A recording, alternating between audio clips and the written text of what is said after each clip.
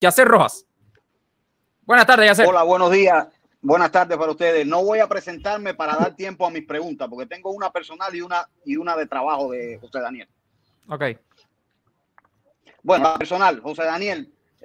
Ahora fue que escuché tu voz. Saludos fraternos para ti, amigo. Saludos. Tú y yo tenemos la misma edad. Yo más calvo que tú, pero tenemos la misma edad. Desde los 27 años que te iniciaste en Jóvenes por la Democracia, pues quiere decir que la mitad de tu vida prácticamente has estado en prisión, en huelga de hambre, recibiendo maltrato físico, psicológico. Por supuesto que todas estas cosas endurecen el alma. También la mitad de la vida en una lucha como la tuya, pues te trae amigos y enemigos. Y esos enemigos siempre han dicho que tú eres un hombre violento. Yo, teniendo en cuenta la primera parte, que me imaginaba que tu alma, por supuesto, está endurecida más que la mía por todo lo que has sufrido, y oyendo a los enemigos diciéndote un hombre violento, pues yo tenía esa imagen tuya hasta ayer que vi la entrevista con Darwin, primera entrevista tuya que veo en mi vida, y entonces me surgió esta pregunta, y es, ¿qué tan violento es José Daniel Ferrer?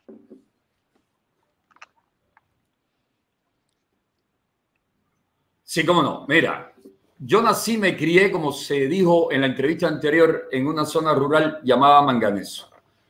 Mi padre, Daniel Ferrer Campo, era de acá del Caney, en Santiago de Cuba. Mi padre fue captado, enrolado por Fran País para el movimiento 26 de julio y puso bombas, quemó y tiroteó y mató guardia, hizo muchas cosas de las que luego se arrepintió porque se dio cuenta que había sido utilizado por una tiranía, por un hombre que quería instaurar en Cuba una tiranía. En mi zona, en mi barrio, había que defender la merienda y había que defender la dignidad desde la escuela primaria peleando a los puños. Todos sabemos cuál es la idiosincrasia y la historia del pueblo cubano. Nuestra guerra no fueron las de Gandhi, no fueron la lucha de Gandhi en la India, no fue la de Luther King. Nuestra guerra se hicieron a machete, a tiro, la guerra de independencia, las tres guerras, Fidel Castro. Luego tuvimos incluso una etapa de ganterismo, pandillerismo en la universidad, incluso donde Fidel Castro fue uno de los pandilleros y de los matones de aquella época. Estamos hablando de la primera mitad del siglo pasado. Mi padre nos educó, nos dijo siempre que no podíamos tener miedo, que la peor deshonra para él como padre era saber que sus hijos eran cobardes. Y mi padre, que venía de esa tradición, había sido boxeador aficionado en su juventud, decía que el honor, la dignidad, la vergüenza, la familia, había que defenderla con los puños si era necesario. Así crecí, así comencé mi vida y tuve muchas peleas. Una las gané, otra la perdí de niño en la escuela. No sé si habrán niños que no habrán tenido alguna pelea en la escuela o en su infancia o en su adolescencia. Cuando en el año 1991 decidí unirme a la oposición pacífica, la limitación que encontré para no hacerlo fue precisamente que había que dejarse golpear por la fuerza represiva al estilo Gandhi. No se podía responder. Me era muy difícil asumir esa postura porque mi padre decía que ante la violencia del enemigo había que responder con firmeza y valor. Por eso comenzamos, mi hermano Luis Enrique y yo, a hacer activismo clandestino contra el régimen, grafitis, difusiones de radio, de transmisiones radiales, mensajes escritos, pero de manera clandestina. Durante el año 1991 y el año 1995 tuve varias peleas con ladrones que le robaban puercos, vianda, botes, redes a mis vecinos, a mis hermanos del barrio. Y como ir a la policía a denunciar que te robaron un cerdo, un puerco es por gusto, porque muchas veces el ladrón se come hasta el puerco con el policía.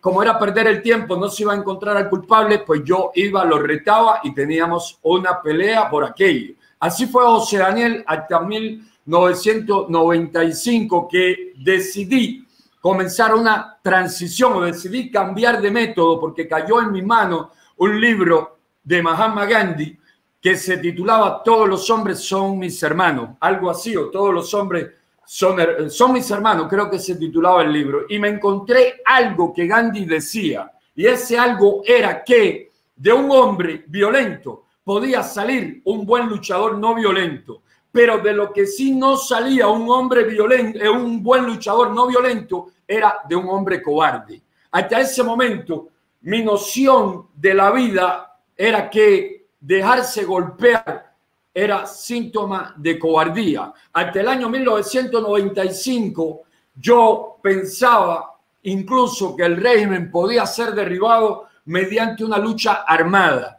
Pero a partir de esa fecha llego a la conclusión, ya venía poniendo en duda la lucha armada desde los 19, 20 años. Habían cosas que me decían, es inviable, no es correcto, no va a solucionar nuestros problemas, es un problema más que traeríamos a la nación. Pero ya a los 25 años y en el transcurso de los 25 a los 26 me confirmo en la lucha no violenta y en que recibir golpe con firmeza, con coraje, con valor, defendiendo una causa justa, no era de cobarde, era de personas que podían ser incluso más valientes que el que respondía peleando a la agresión de otros, a la agresión de los funcionarios del régimen, a la fuerza represiva. Te estoy explicando algo que nunca nadie me había preguntado, que lo he mencionado en varias ocasiones, pero como nadie me lo había preguntado, lo he hecho de manera muy rápida y sintética. Hasta el año 1995 y una transición que quizá duró un año del 95 al 96, José Daniel sí respondía con violencia a la violencia enemiga. Me había hecho muy a la línea de personajes de la literatura universal que tanto habían influenciado en mi formación, como las novelas históricas de Sir Walter Scott, a Ivan Hood, o el mismo, las mismas historias de nuestro Mambisi, el machete, los tiros, las balas enfrentando al enemigo, y las mismas historias del 26 de julio de Fidel Castro, de que se enfrentaba al enemigo con la violencia, que no hacerlo era perder el tiempo, era, creer tontamente que se solucionaba solo con palabras.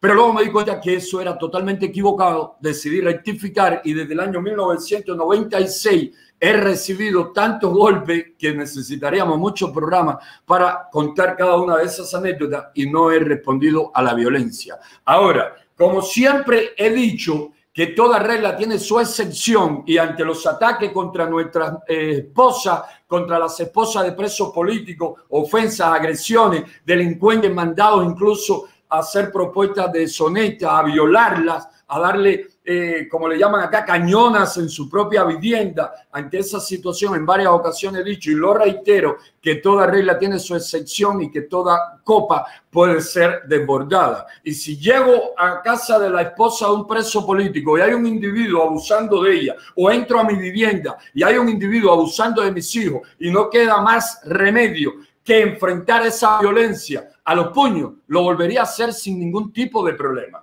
Ahora, quienes me acusan de violento, a mí de violento, saben que mis reglas siempre fueron las de la vieja escuela de los caballeros. Nunca peleé con nadie con superioridad numérica, con superioridad en usar armas. Siempre quise estar por debajo del adversario para que ni siquiera nadie me señalase como abusador. La cuestión ética para mí siempre ha sido de vital importancia. He enfrentado incluso disparos de delincuentes y muchos de ellos al servicio de la tiranía, pero 2 veces me han disparado delincuentes porque les he enfrentado por su robo y por sus actos delincuenciales. En mi zona, en la década del 90, el que era robado, el que era humillado, iba con José Daniel y Luis Enrique antes de ir con la policía y nos decía, me robaron 50 sacos de arroz de una cosecha que me ha costado gotas de sudor y sangre. ¿Qué podemos hacer? Le digo, buscarlo.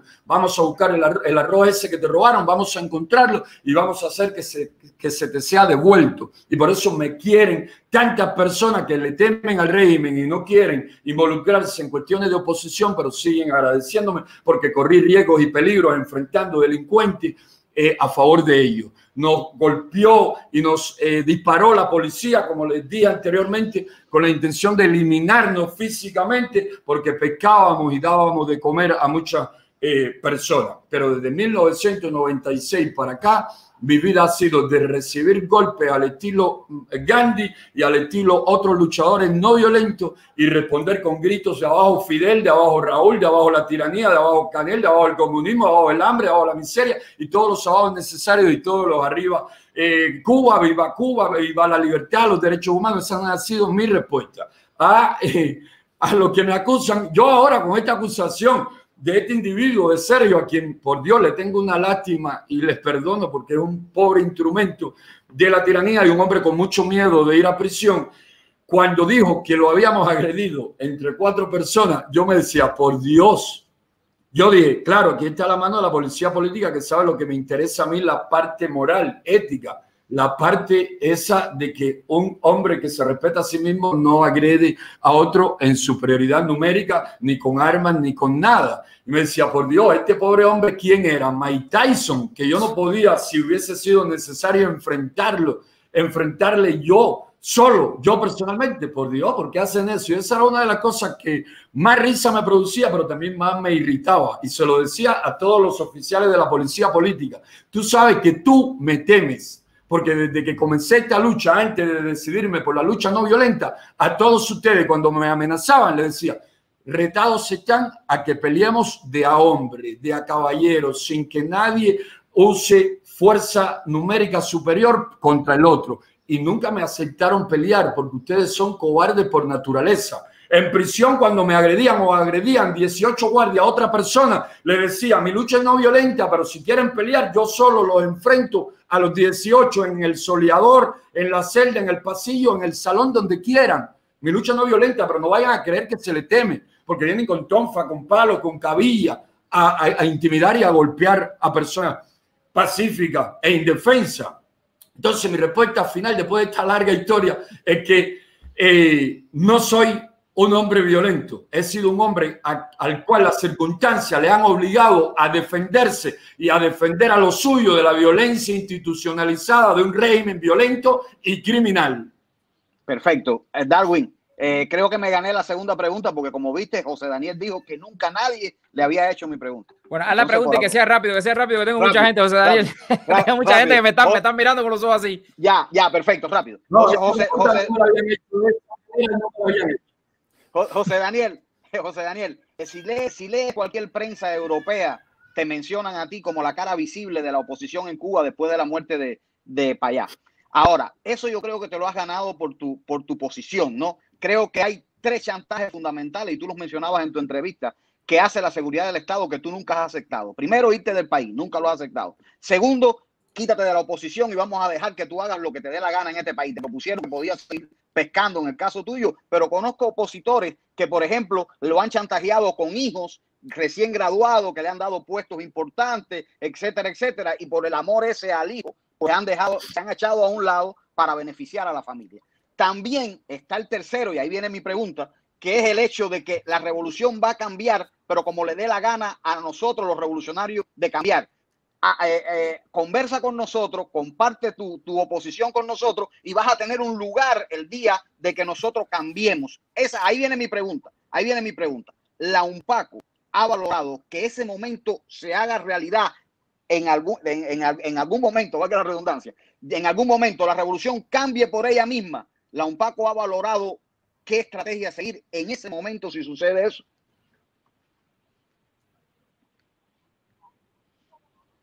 Sí, cómo no. Y rápido, manera de introducción, en una ocasión, mientras cumplía 25 años de prisión en el régimen especial de Camagüey, donde tantas torturas y horrores de todo tipo se sufrían, el mayor de la policía política, nombrado Ramiro Tamayo, me hizo por enésima ocasión, porque me lo habían propuesto muchas veces, 3 ofertas: la de irme del país, la de pescar, como te dije, y esa que tú acabas de mencionar de conversa con nosotros y en el momento dado tienes tu papel protagónico sin que tengamos problemas ahora mismo entre tú y nosotros. Y también la rechacé.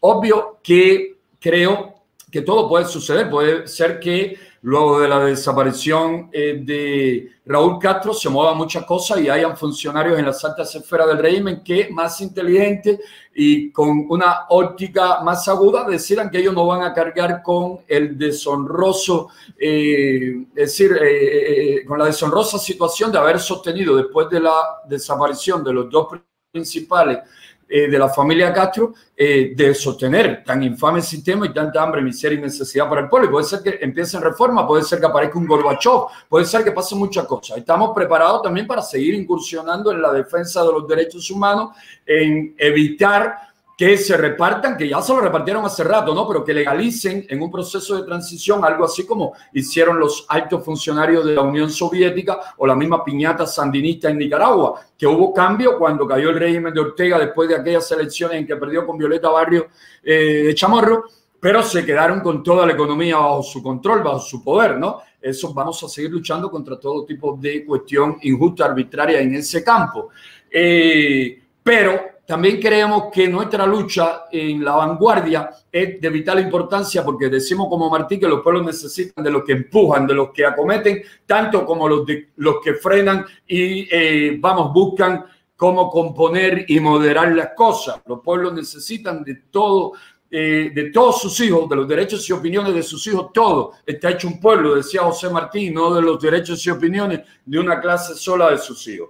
Estamos completamente seguros que la vanguardia que empuja, que exige, que se manifiesta, que lucha de manera frontal es tan necesaria como el que propone ideas, o como el que tuitea, o como el que trabaja desde las redes sociales, o como el que realiza una labor humanitaria para que la familia del preso tenga alimentos y medicina que tanto necesitan en momentos críticos y complejos. Por lo tanto, sí, estamos preparados y vamos a seguir defendiendo los derechos de los cubanos y vamos a evitar que las injusticias que en un proceso de transición quieran perpetuar funcionarios que aparezcan incluso como los Gorbachov o los héroes de la transición a la democracia, quieran sostener o mantener por debajo. Siempre nos vamos a oponer a todo proceso, a toda cuestión que garantice privilegios, injusticias, abusos, controles monopólicos y que mantenga a la inmensa mayoría de los cubanos en la pobreza, en la miseria y discriminados.